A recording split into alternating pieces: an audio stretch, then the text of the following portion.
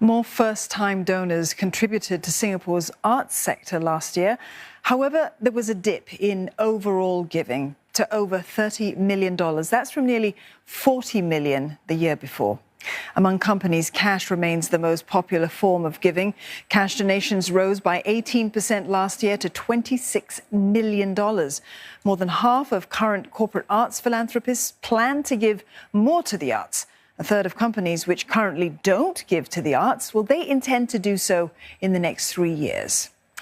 There were also more individual donors last year. Nearly 250 donors. That's up from close to 200 donors in 2020.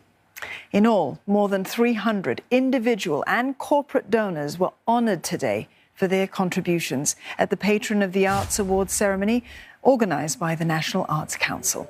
Its Deputy CEO Lynette Pang and Haris Zaidi, recipient of the Distinguished Patron of the Arts Award, they join us now. Good evening to both of you. Lynette, let's start with you. 3 in 10 awardees, they are first-time patrons, and cash donations and patron numbers, they've increased. What's driving this uptick? And how is the NAC planning to maintain this momentum? Well, firstly, a very good evening and thanks for having me on the show. I would say if you analyze and you look at why there is more giving, I would say, according to our latest research, which is part of our philanthropy and corporate giving research, it has shown that what the corporates are telling us is that it makes good business sense. And it makes good business sense from a couple of ways.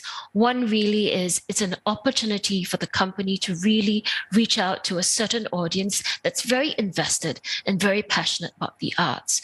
2, from a branding and positioning the corporate and the company perspective, it gives them a unique edge. And secondly, it's not just about the business. For a lot of businesses, it's also about giving back to society. So it gives an avenue for the brand or for the corporation to do something good back for society. For example, when you develop a program with a donation, it can be giving to, for example, a children's home to bring them for shows down the road. Another piece that we found out from a lot of corporates is that it galvanizes the employees in the company.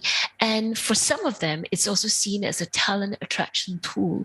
So in a way, it makes good business sense.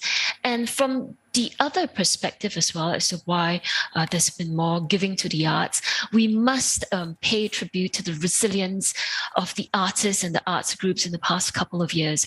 I would say that they have really upped their game and they've been very innovative in designing their pitches and designing programs for corporates to make giving to the arts fun, creative, as well as innovative.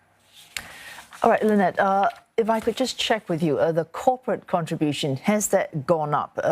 First, that's part of the question. The second question is the factors you just outlined, so good business sense, giving back, galvanizing employees. I take it these factors are there all the time. If numbers have gone up or not gone up, what part of these factors have contributed to this not going up or going up? Well, firstly, there's been an 18% increase in cash donations, and we've also had an 18% increase in the number of corporates giving. And I would say the past couple of years that there's been a few special circumstances, apart from it being making good business sense, which in a way is an evergreen. We do believe that with COVID, it has made a lot of patrons aware of the value of giving to society and of giving to the arts. For example, 30% of giving to the arts have been from first-time givers. And we do believe it's because of a few factors. One, of course, because of COVID, there's been a more acute sense of the value of the arts. And 2, really what we are hearing anecdotally is that a lot of patrons have had savings from perhaps not traveling. And so with this bigger share of wallet, they've decided to contribute to giving to the arts. So those are some factors from both the individual givers as well as the corporate givers. Harris, let's bring you in on the conversation now. You're not a new patron. You've donated in previous years as well to local theatre companies. What first prompted you to start contributing to the arts and then to continue to do so? I think for me, first of all, I don't see it as the arts as a cause or something that I'm sponsoring, I see the arts, the Balinese don't have a word for the arts. I mean, that's just how they live. They express, they dance, they sing, they make music. And for me, the question is not why am I contributing to the arts? It's the why, how can I not contribute to the arts? Because I think it's something dear to me. I've worked in it, I performed in it. So it's a very intimate relationship I have with it. But to answer your question, it was a personal ask, It was Ivan Heng, who is the artistic director of Wild Rise. And I remember the first time that he asked me, it was at a cafe, he whipped up his iPad and he showed me his vision, not only of just supporting productions, but also an entire theatre company supporting designers, workshopping and coaching playwrights and also music and speech and drama for kids. So it went beyond just one production. And I was like, wow, this, it shows just such a maturity in the art scene that we're experiencing that Singapore has flowered into, that it's not just about one production after a production. Here was a theatre company, and I believe that's very reflective of a lot of the theatre companies here,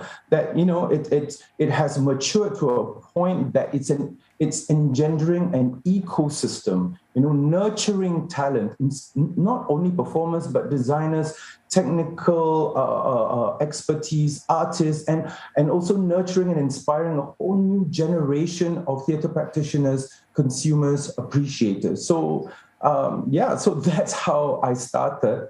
And that's why I will continue to support the arts, because I see it as vital for us as Singaporeans, as a nation, as a society, as a people. And thanks for that, Haris Zaidi, recipient of the Distinguished Patron of the Arts, and also just before him, Lynette Pang, Deputy CEO of the National Arts Council.